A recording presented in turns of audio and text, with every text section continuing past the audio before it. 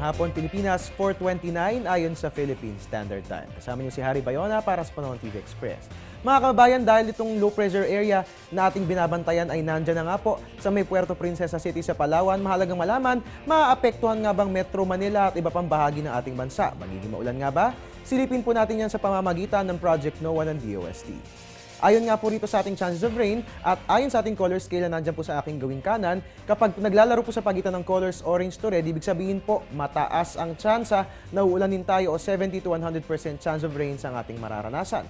Yan nga po partikular na aasahan, dyan po yan sa Region 4A o sa Calabarzon.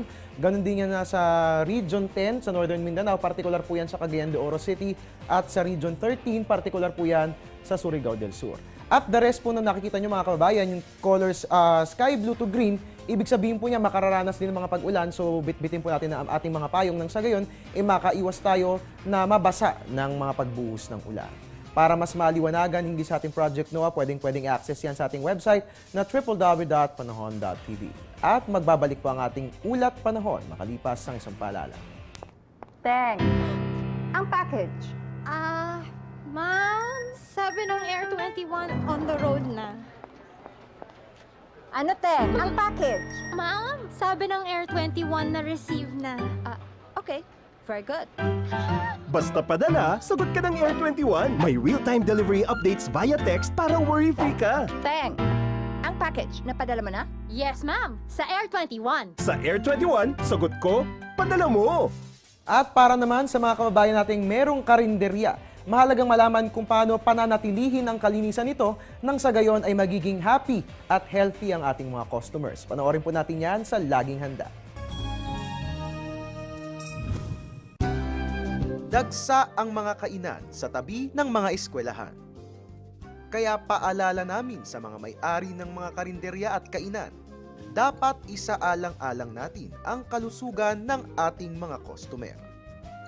Kailangang kumuha ng health certificate sa City Hall upang masuri ang mga empleyado.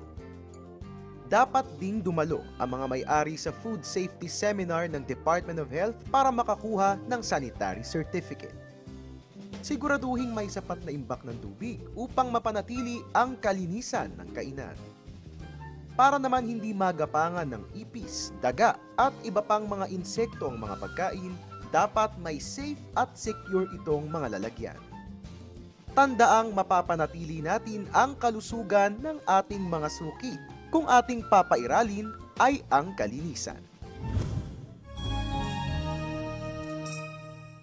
Ang programang ito ay hatid sa inyo ng Air 21. Sagot ko, padala mo! At yan po muna ang latest mula rito sa Pag-asa DOST. Ang tabayanan, ang susunod na weather updates ni April Eneri mamaya po yan sa News at 6 at tutok lamang po.